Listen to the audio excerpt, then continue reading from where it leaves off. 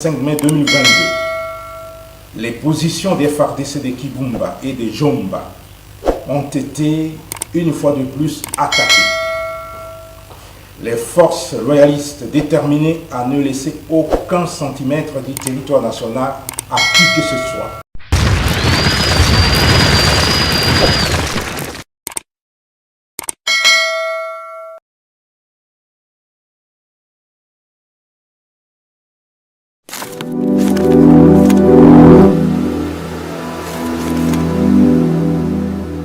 Bonjour mon amboka sénateur. Bonjour. Mon amboka sénateur zali moko moi politique ya République démocratique du Congo au pesa ba yimboka ba souhaiter le kaka za République démocratique du Congo mon amboka zali même passer ko yimbola ba yimboka makamuni le kaka za République démocratique du Congo. Avant tout ko tone bla somo ko lelo to beta nante banon santé mon amboka santé za indenge mon amboka. Non toza malamu na ali mboko ezali toujours na ko soutenir pe ba action président de la République azo sala na kotala ba avancer aux eaux salé manamboka toujours encouragé.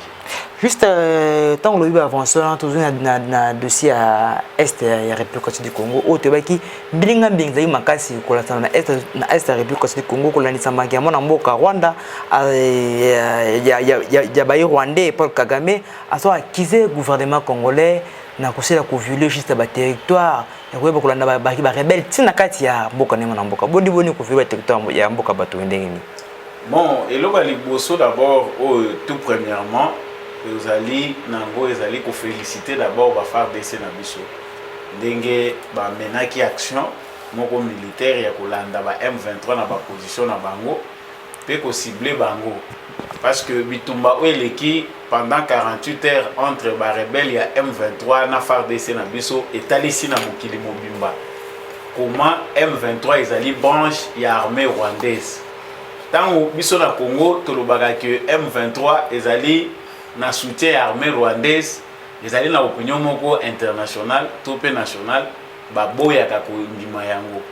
Mais lelo avec preuve à l'appui na kanti ba vidéo les alliés ko circuler partout dans les réseaux sociaux na ba médias comment les militaires rwandais se sont retrouvés aux côtés ya ba M23 na sol congolais. Na ko pourchasser bango ba missile topé balance roquette il y a armée congolaise et landaki bango frappaki bango esika bakenda ko battre. Donc l'armée rwandaise a pour stratégie pour créer ba zone moko ya ba première na ba frontière ba zone wana ndeza ko servir bango de tout le besoin servir de base arrière na ba mouvement rebelle oyo Kagame aza ko créer na sol congolais. Toué kozonga mingi te na actualité pour te ba que régime ya Joseph Kabila mutu et petit et pessi force na culture wana lelo la trahison aussi parce que bien sûr makambo wana nyonso eleki tout moni comment bazaki pour chasser mais chaque fois que armée na biso a gagné ba position tout monde a armée na biso zo sala na difficulté ya ko garder ba position oyo ya gagné. Pourquoi? Parce que il y a eu trahison. Biso tozali na esengo y compris ngai vraiment na lobaki que je suis chrétien, je ne peux pas souhaiter liwa ya bato ko souhaiter ma bête na ba peuple rwandais, les Rwandais qui sont nos frères qui pour peut-être la plupart baza na rien à voir na politique au Kagame menaka eza politique ya yena groupe ba individu bandima yango. Mais le souhait de tout congolais ezalaki que lokola Kagame na momesano na ye amoni Congo lokola terrain ya bilanga na ye. Ça dit fusée wana il fallait qu'elle soit bien orientée et bukata ba immeuble na bango atami ba lemisatu ezai logo isengwe pas congolais. Mais quand dans la biso ezali ke na tongo awa to remarquer que moko ba bomi ba officier na biso ba komi na niveau ya koboma moko na bango ya ba officier supérieur un colonel pour na trahison. Ça dit chaque fois que l'armée gagne la position, bango ben informaka chef na bango Kagame pour na kolakisa bango. Manambo ba siko ba manani. Colonel moko ya armée na biso. Ya FARDC. Oui voilà, colonel ya FARDC azali tué. Pourquoi? Parce que azalaka en complicité na ba Rwandais na ba M23. Et puis balandeli sur base ya ba preuve nde ba ndingane ba moni que trop c'est trop comme bazana front na kandawana ba bomiye. Donc, c'est ça les fruits de la trahison. Et là, comme le roi Moumessan, chaque fois que les Congolais bazana victoire moko ba ko conserver pour victoire wana. Et comme le roi culture pourquoi? Parce que ngana zo meka ko ça la comparaison même na ba match à football. Et comme culture ba congolais pour match ezo beta mozo mona ke ba congolais mutu bazo mener na jeu ba congolais mutu baza ba marquer pe. Mais difficulté ezali même na conservation. Ngana tala ka image ya au Congo ezali le même à partir kaka ya football au komona comment la trahison est devenue une culture congolaise. Donc un match déjà presque gagné. Bomoni kaka na suka wana ba marquer binobi. Olandeli na kati oyoki que trahison ezalaki. C'est ce qui se passe ici au front parce que chaque fois que notre armée gagne des positions, chaque fois que l'armée na biso a repoussé ba ennemi, il y a des traîtres na kati armée na biso, ba infiltré na ba businessman oyo bate kaka plan ya ba militaire na biso comment stratégie ezali comment bazali positionner na Rwanda. Ezali mission na bango ba ya kosala na Congo. Ngai côté wana vana na aborder lisu na continuer dans l'analyse na ngai na lobaka ngo mikolo nyonso. Ba senzi o biso tozui ba lati ba tenue ya FARDC. Je ne sais pas qu'est-ce qu'attend notre parlement pour voter des lois ou bien changer des lois pour tout comme ça on a taille ya trahison au tozo vivre na Congo. Les traîtres partout dans le monde, on ne les protège pas ba bomba ka bangote. Biso tozo tonsa ka prison na ba traître depuis que Félix Tshisekedi est président. Combien des officiers militaires ont déjà baza arrêté en complicité na ba mouvement rebelle. Na ba militaire mususu o batekelaka bazwa minduki na biso ya armée bagenda kotika mona ba mouvement rebelle. Toko continuer à kozwa bato wana vie ko kende ko tia bango na prison jusqu'à quand? Parce que en prison nous sommes obligés de le nourrir. En prison nous sommes obligés de entretenir bango, bato a droit de l'homme pe bayaka, timo ko loba ko kufa. Ça c'est grave. Nous devons toser ça peine de mort. Tolongola makambo oyo ya moratoire c'est la peine. Na lobaka ngo chaque fois na ba média bato ba lobaka na nga intention eza criminelle, liwa eza bien te faux. Au grand mot des grands remèdes. Na niveau de commune à trahison dans la République démocratique du Congo où il y a des officiers qui n'ont pas l'âme d'un soldat. Bazana na mutema ya soldat te mutema ezaka ya kozala service na patrie. Mutu soldat za muto ya sali apostolat za na vision ya ko sécuriser nation na ye. Andimine ke ngana kufa pona école. Mais biso toza na catégorie moko ya ba soldat oyo pona bango armée za business. Na lobaka soko tali baninga na biso na ba armée ya baninga les officiers supérieurs au tali même forme na bango e ba forme baza ko garder ya militaire pour mona officier supérieur azana libumu munene c'est très rare na ba armée ya baninga. Mais nous avons des officiers militaires bavandi na administration militaire et belé batondi qui ne font absolument rien. L'argent qui sort pour effort de guerre parce que le président a été dénoncé à moi. Tous autres bimisa mbongo ebele o jamais bima na histoire pour na makambo etali insécurité à l'est ya Congo. Mais ba résultat tous autres eza ya modi. Mais ezana ba jeunes gens bazo nyo comme bazo pesa vie na bango. Pendant qu'il y a de vieux papas et d'autres traîtres oyo batondi na kati ya administration militaire batondi na bango na kati armée oyo bazana bango na souci ko servir nation. Je pense que tant le président Félix Tshisekedi a eu un soutien politique et diplomatique hors norme. Oh, jamais faire des satikala kozwa depuis Tobanda Makambo et insécurité à l'est du Congo. Kagame pour lui a s'assurer que position na ya okipaka na Congo ezalaka ka bongo. Kagame azan armée na Rwanda azan armée na Congo, c'est-à-dire ba milice na yoana ba groupes armés. Il ne veut pas que ça change. Si on le Félix Tshisekedi na Kagame bazoyo kanate, c'est parce que Kagame a dit qu'aujourd'hui Félix Tshisekedi est déterminé qu'il a tolérer à moti.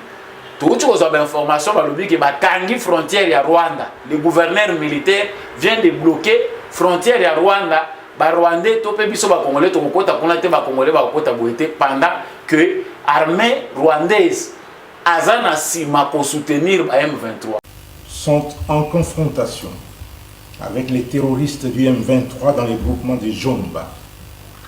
Plus de 20 obus et bombes tirés de l'est vers l'ouest de l'axe routier Goma-Rutshuru ont explosé hier, mardi 24, et aujourd'hui, mercredi 25 mai 2022, sur le territoire congolais à Katale, non loin de la piste d'aviation de l'Institut congolais pour la conservation de la nature, ICCN, à Rumangabo et les environs.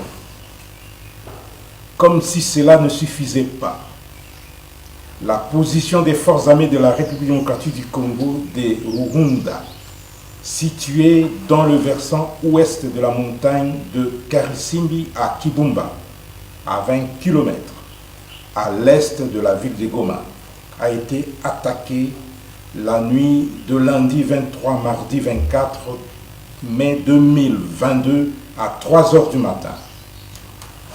Les combats se sont poursuivis jusqu'aux petites heures du matin et les forces royalistes ont repoussé l'ennemi. Dans sa débandade, l'ennemi a abandonné des armes et des effets militaires récupérés par les FARDC.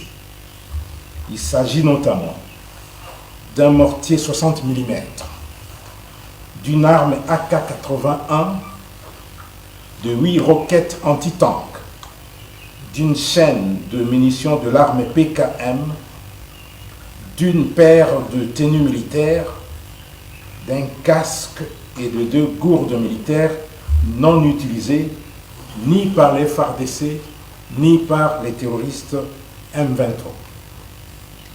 Le matin de ce mercredi 25 mai 2022, les positions des FARDC de Kibumba et de Jomba ont été une fois de plus attaquées. Les forces loyalistes déterminées à ne laisser aucun centimètre du territoire national à qui que ce soit se comportent de manière professionnelle sur le terrain, aussi bien à Jomba qu'à Kibumba. Ainsi, le gouverneur militaire de la province du Nord Kivu et commandant des opérations a saisi le mécanisme conjoint de vérification élargie de la conférence internationale pour la région des Grands Lacs pour les investigations sur l'origine de ces graves incidents. Face à cette situation très... Bato batali na bilili ba moni ba tenue militaire ba moni ba armement na bango ba isa derrière M23. Cette situation awa communauté internationale azomona te pour le ba génocide. Awa to moni Nations Unies azoloba azo condamner M23. Agression rwandaise Nations Unies azomona ngote. Wana Antonio Guterres azomona ngote. Antonio Guterres ce qu'il voit c'est le procès à Matata Ponyo. C'est inviter Matata Ponyo ya komataka à les États-Unis. Mais ils ont salement agression devant le monde entier. Antonio Guterres a j'ai souvent l'habitude de dire ceux qui sont congolais te comprendre tout le que nous sommes l'objet d'une injustice internationale et d'un complot aussi. Tu peux changer de forme pour indiquer que nous sommes militaire. Rwanda a besoin, Kagame a besoin qui a protégé ma base. Il forme tous les Rwandais à avoir un esprit militaire. Les Rwandais à adhérer à la vision. C'est-à-dire pour Kagame, il faut que les Rwandais se comportent en militaire dans tous les pays où ils vont en Afrique centrale.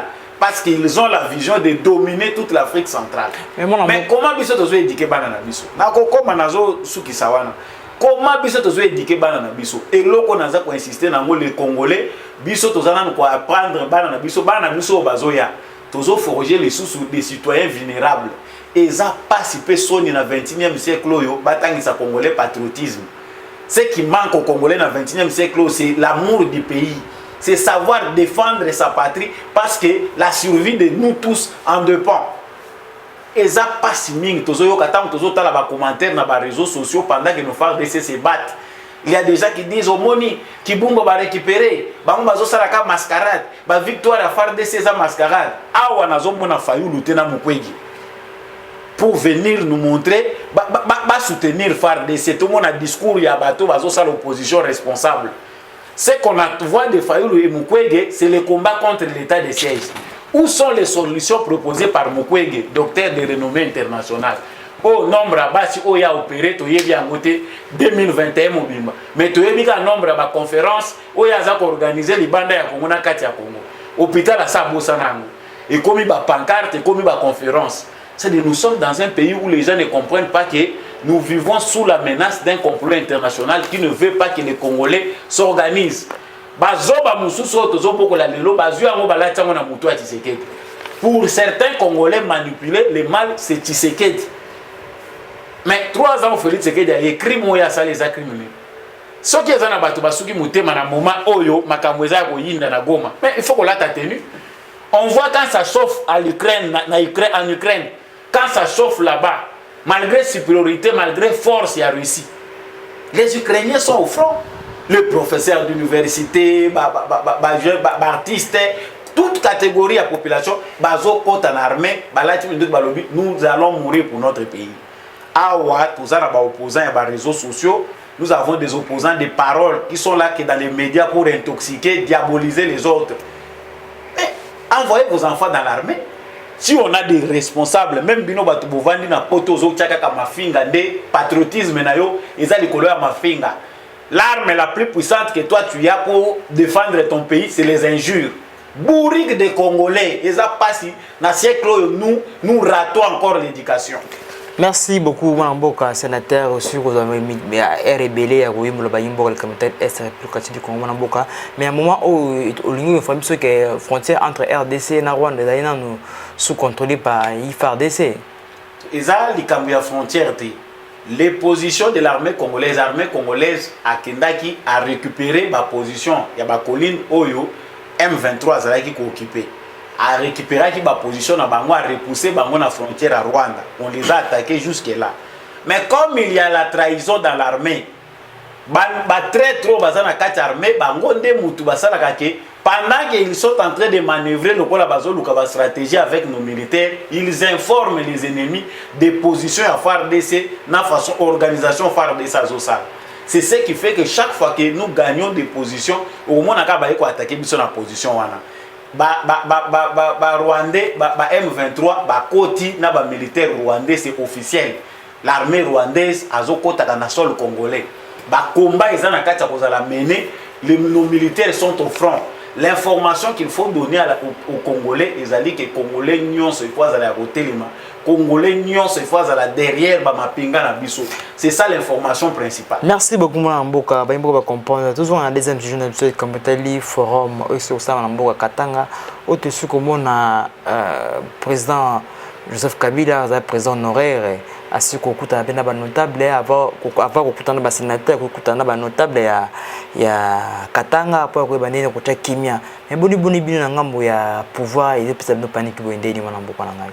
Bon, en tout cas, na éviter ceux qui paniquent ezali si panique y est, c'est-à-dire que il faut identifier qui c'est dans a paniqué parce que jusque là Félix Tshisekedi azar redevable pas peuple congolais en termes de gouvernance. Bato bazana masanga na bango po constitution ya mboka et pesi liberté ya manifestation, liberté ya opinion, liberté ya pensée en fonction ya respect au pe mutuana azui liberté ya ba loi ya mboka. Na kanti ke lisanga o bande kona biso basalaki na Katanga ya babengaki yango forum ceux qui a réconciliation de Katanga. Ça c'est qu'ils ont appelé. Ba pesa ngo embelli, hein, ils ont embelli la chose où ils ont un politique pour aller nourrir ça au Katangais. Politique, non, ils ont politique parce que 90% des bateaux vont participer dans le forum Ouana, ce sont les kabylistes. Et les autres qui ont adhéré dans le local Mabé au Bango va préparer. Aujourd'hui, dans le début, bateau va quitter pour se classer, bateau va comprendre ce qui se passe au Katanga. Mais aujourd'hui, les gens ont la conclusion que le forum Yakatanga Israël n'a pas une mascarade pour la au moins réconciliation à des individus Kabila na Katumbi. Ils sont ensemble. Baza ensemble aujourd'hui rien ils ont le courage de nous dire que Kabila et Katumbi sont de nouveau ensemble. Mais yo lobi na ngai est-ce que bobange zali bato bazo banga na ngambu? Non. Si aujourd'hui Joseph Kabila rejoint encore Katumbi, qu'il a appelé hier Judas, ça montre une faiblesse. Si Joseph Kabila zagi makasi, a qu'on rejoindre Moïse Katumbi, Moïse Katumbi que tu as appelé Judas, parce que les Judas de la Bible, après la trahison, Bakutanaga de sauter, Judas se pendu. Mais les Judas du Congo, au Bissot Mona Mad du Congo, Ces Judas-là rencontrent à nouveau Jésus, va s'embrasser, va se réconcilier. Ça montre que Joseph Kabila, stratégie n'a adoptée qui a échoué. Nous savons tous que M. Joseph Kabila a quitté le pouvoir en douceur avec le souci de continuer à diriger le Congo dans l'ombre. C'est-à-dire Félix Tshisekedi a posé l'étiquette, il y a continuer à diriger. Aujourd'hui, illusion et Salamaki, aujourd'hui, et le PPRD et Kabila, va comprendre qu'ils se sont fait des illusions. Parce que réunion sauter d'autres à solo pour accomplir un mot. Il y a aussi des illusions qu'on s'est fait. C'est après qu'on se rend compte que nous sommes dans des illusions et ils allaient dans la réalité. La réalité est rattrapée Bango Lelo. Ils ont perdu l'influence politique au Bazari Nango. Ce que Félix Tshisekedi est en train de faire, c'est récupérer les institutions. Ils ont beaucoup de Congolais. Les institutions institutionnalisées qui infiltration avec des gens qui ont des nationalités qu'on ne maîtrise pas. Parce que pour la plupart, il y a des ordres dans Bango Nakatang. Ce qu'on a identité dans Bango, pour la majorité, ce ne sont pas des Congolais. J'ai 3 éléments où ils ont ça Félix Tshisekedi à se douter de rien. La première chose, c'est que Félix Tshisekedi, bateau tout bazar comme benga opposant na ye, au bakoyi kozala ba potentiel candidat. Ce qu'on a analysé bien, pour la plupart, ce sont des ennemis du Congo et des Congolais. Il n'y a même pas question de Lukaye. Si vous avez réfléchi, ça a bien question à Tangité. Mais ce qu'on a dit, ce sont les ennemis du pays parce qu'ils n'ont rien à apporter les lots pour nation et la deuxième chose, c'est que ce qu'on a dit, Kabila, Moïse Katumbi, Matata Pogno, Martin Fayulu, j'en passe, même Souba Moussouba Kobaksam. Pour la plupart, ce sont des candidats désavoués. C'est-à-dire que nous crédité. Un Congolais normal qui a vécu au Congo pendant les 18 ans de Joseph Kabila, celui qui battait Kabila, battait Tshisekedi. Même si les gens cherchent à diaboliser Tshisekedi par toutes les façons, pour la Congolais, le lot Tshisekedi, il est incapable. Mais les Congolais sérieux ne vont pas réfléchir des fois.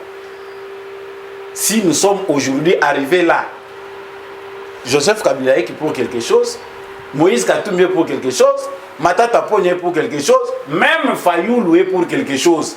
Parce que il n'y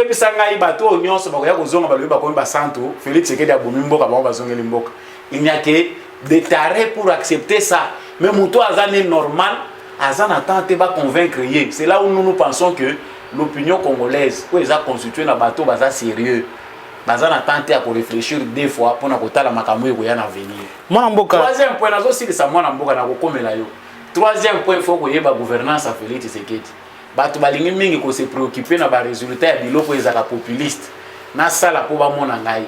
Ce qui est faux. Nous aujourd'hui nous voyons que Félix Tshisekedi gouvernance n'est comme ko bota ba fruit.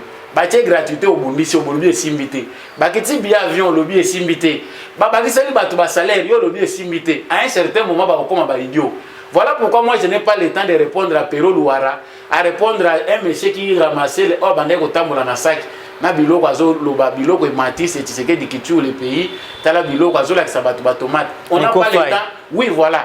Je n'ai pas le temps de répondre à ces gens-là parce que je sais que ce sont des garçons de course. Il suffit le paix de mieto bazo pe sabango. Mais lorsque Félix Tshisekedi fait du bien, un Congolais normal dans le village na ya moni loko malam, mwinde zalaki te mwinde peli. Pont ezalaki te place où on a 30 tonnes à pambe zo pe ki sa territoire on a territoire et balana bato basala ki change ba biloko basala commerce na bango. Amoni Tshisekedi aye pendant un peu de temps bateli bango mo pont wana. Makelelo yo ko na TV ya moni muteko pe sa mutana a voté Tshisekedi. Il y a des gens qui se nourrissent des illusions et de la manipulation des autres. Manipulation à bato bazo les na télévision, ce n'est pas ça le bilan de Tshisekedi. Le bilan est là. Le moment viendra où tu as un papier, au bas on va faire les théâtres. Tu as même un pendant et bela ka fuma papier to ba na kotana ba réalisation Tshisekedi. Les gens verront que Tshisekedi ne fait pas les choses avec parti pris. Les 26 provinces du Congo bénéficient tous de manière équitable. Il y a action à Tshisekedi. Province mon côté bandenge za 26 on a ba kolobake ata iloko mon côté a moki à Tshisekedi ba moni yango. Mais de ce ko komona pe mona mboka même mukeba ya ce ko loba qui n'a pas attendu que réconciliation na et que se faire que Félix Tshisekedi allait passer en 2023. Donc on a émission qui tu yebi Congo malamu. la muka esangana ka ekabola ka Congo biteni la muka parce que o bazo ça les anango ya sikate tout le monde yango na la muka pour les Congolais qui ont encore frais en mémoire makambo oyo il est na 2018 nous savons que ceux qui ont fait la carte il y a la muka tango ba isolé Félix Tshisekedi Vital Kamerhe pas rejoindre ba kabola ki ba province ba yeba ki pona bango déjà que c'est déjà leur victoire. Aujourd'hui on ne redoute rien. Vraiment, nous ne redoutons rien. Congolais qu'il n'y a que deux camps, les camps du statu quo, n'a qu'un changement. Ceux qui veulent adhérer à la pensée de Félix Tshisekedi, ceux qui comprennent que Mboka Ezaki n'a dit boulou, Félix Tshisekedi est un bon volontaire, il est en train de relever le pays à redresser en gros.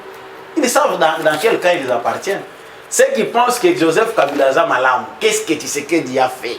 Nous avons jugé Joseph Kabila. Non, si vous êtes bête, bisoba Congolais, nous sommes comme Babololé, Télécolo Nabino. Vous avez accepté d'être bête à cause des miettes. Pour nourrir les Congolais, manipulation au nom des miettes au bazo fait Sakabino. Nous tous Congolais, nous n'allons pas réfléchir comme des idiots pour oublier la souffrance des 18 ans à cause des individus. Qui est Mike Mukebai? Qu'est-ce qu'il représente dans la scène politique? Je vous dis pratiquement rien. Ceux qui lui ont donné des voix, oh bah parce que la médiocrité que nous avons, c'est le résultat de Joseph Kabila. Pendant 32 ans, Mobutu a dirigé, c'est vrai, il a pillé le pays, il a détruit. Il pouvait normalement mettre le pays dans une bonne direction, mais il a pillé avec des gens qui pouvaient quand même réfléchir. Avec des gens, oh, malgré Azamoui, Molobi, quand même, on a un monsieur. Aujourd'hui, la race des politiciens qui nous laisse Kabila, oh, l'autre comme Kolukato, Longola, la scène politique, pour tout le monde à Makamu clair, ils ont race à Bamukebaï, Batala. Mais c'est qui? C'est un atala quoi à Longwe na kati ya ceux qui wenge, il va se retrouver dans un autre na kati mususu. Ba moni ayemi koto ya moni bazo qui peut être à quel susu kuna. C'est un politicien là ndoko tuni la mituna. C'est lui qui connaît Mukeba, il n'a pas le temps de se poser deux questions, trois questions. Il faisait bien son travail comme journaliste. Mais le Kola na Congo, Moussala Nyon se fait sous la politique pour Nazouambon et Belé, il s'est retrouvé politicien. Il est passé par l'INC, Adindi Boye, Kabila Zo Derangenga, Kotiboye. Ce sont des gens qui courent derrière l'argent. Alors, Bato Bongo Biso Toko Bandate, qu'on vendre à la télévision pour répondre à quelqu'un qui réfléchit sur base des miettes qu'il reçoit. Tu sais qu'il y a un Mukebaï même. Parce que tu sais qu'il n'a rien à donner à Mukebaï. Les choix que Mukebaï peut faire, il y a Kolanda, tu sais qu'il dit, ou bien Kolanda Vision et Zamalam. Ils ont dépendre de la conscience na Yemoko. Voilà pourquoi. Est-ce que nous allons commencer à réfléchir dans la réflexion à Mukebaï? Parce que cette réflexion-là n'est pas cadrée. Elle entre dans la logique de la corruption. Non, ndenge basangani, bazo bouger, Tshisekedi, bazo bouger Mutute, Tshisekedi azana mutu ko bouger yete. Voilà pourquoi l'insécurité balingi ba créer partout. Ils savent aujourd'hui que les élections normales organisées dans le Congo awa mutu ko battre Tshisekedi azate. Voilà pourquoi ils doivent semer les troubles à l'interne. Ba créer chaos, soit une guerre civile, soit ezaka babiloko to monaki awa na bato la muka. Alors, des gens qui pensent que l'autre commune a fait Tshisekedi au pouvoir, vous devez continuer à utiliser les armes du passé. Non. Félix Tshisekedi, c'est quelqu'un qui maîtrise bien le Congo. Même si la plupart des Congolais sont encore en retard sur le plan informationnel.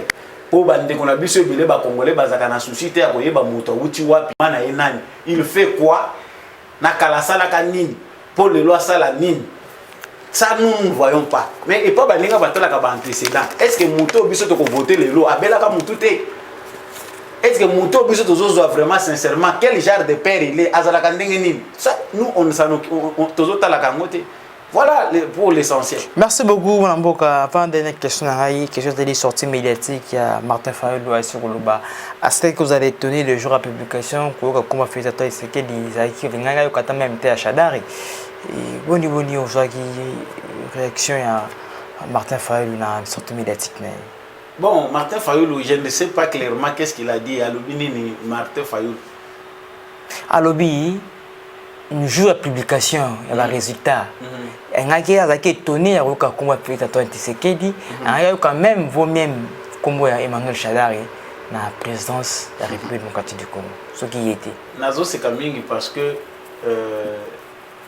la manipulation a atteint un niveau dans le monde que Bato Baza préparé en matière d'information, parce que l'information est allée arme monene au 21e siècle, bah été ébélé et qu'on s'effondrer, bah été ébélé, bah coloniser, bah sur base d'information. Là, on a zana, avant de répondre na mutuna na on a kosenga mingi na ndeko Patrick Mouya ya atika distraction, na osenga na ba conseiller président, batika distraction pour bien président.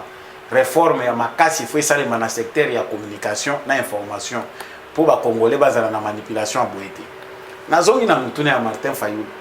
Si Martin Fayulu pense dans ce sens-là que il y a Satana qui écoute que Emmanuel Razani Chadari, c'est des normal.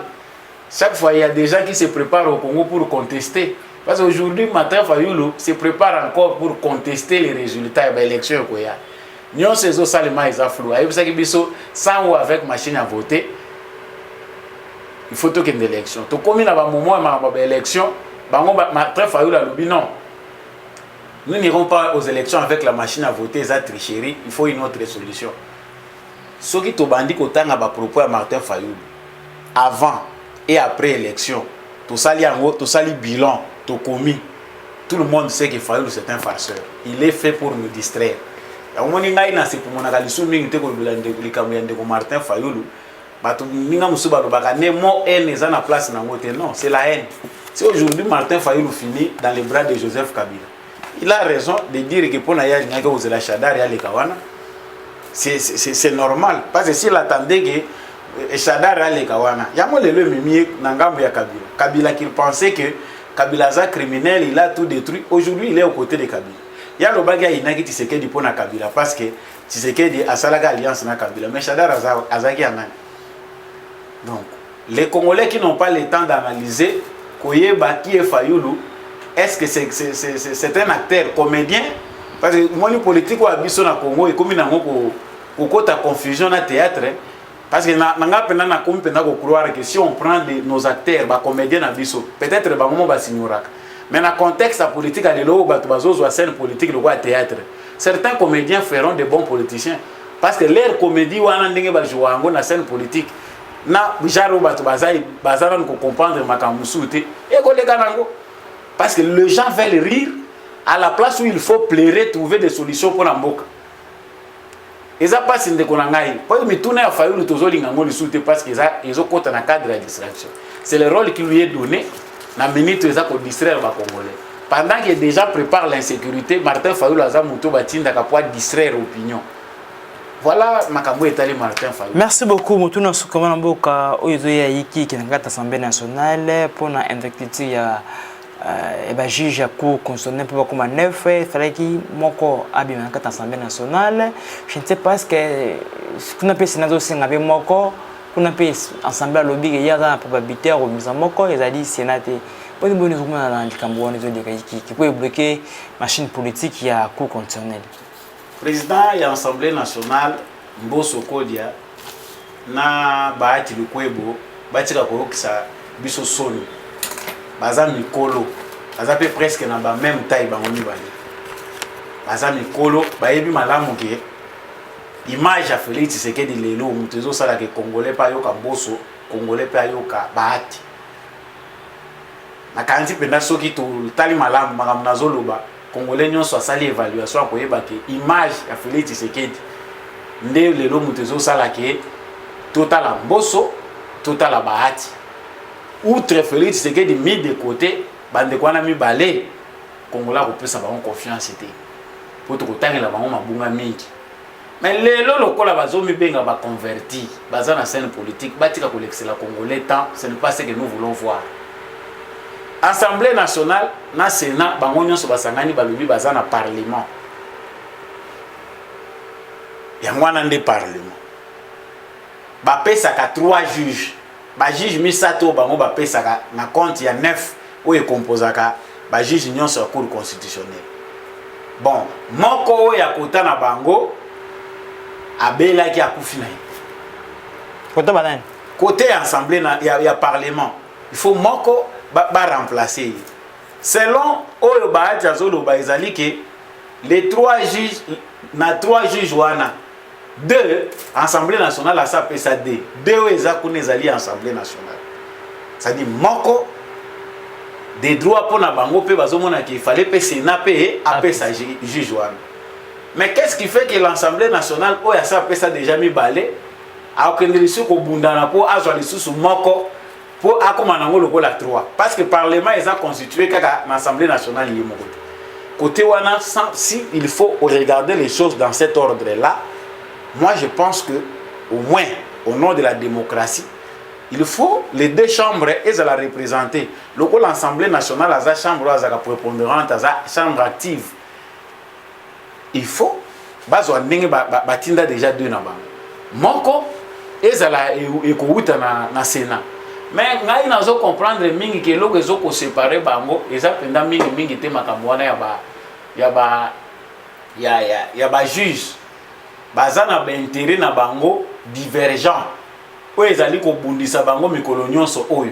Parce que les politiciens congolais avant de voir l'intérêt général, bango ba préférera nanu ko passer par des intérêts mesquins ya bango moko pour finir par feindre que tozali au service à l'intérêt général. Donc je pense que Mbosso na Bahati, ce sont de vieux papas. Bakoko batata ya batu mususu na Congo.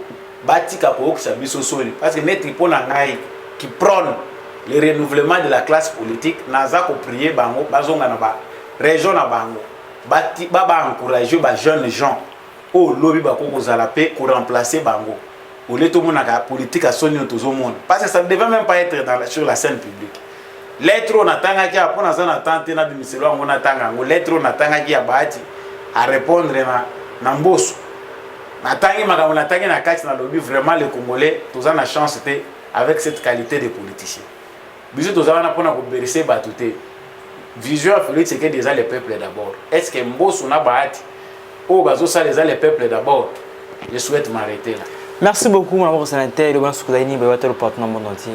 Le bananga soukezali vraiment pona mapinga na biso FARDC bo baza na front nazanga moko FARDC nazo encourager nazo senga na ba Congolais nyonso tous à la FARDC na mitema so moni penda ko suki mutema lata teni kita na front kota FARDC aza ko recruter pour nous qui sommes fatigués.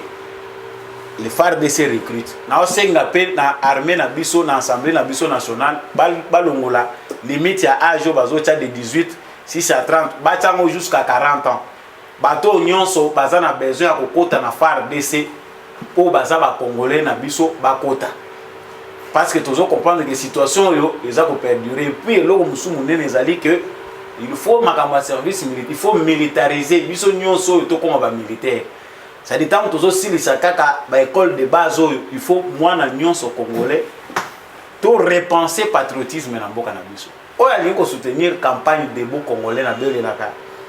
Appelez le numéro plus 243 82 349 65 26 plus 243 82 349 65 26. Merci beaucoup.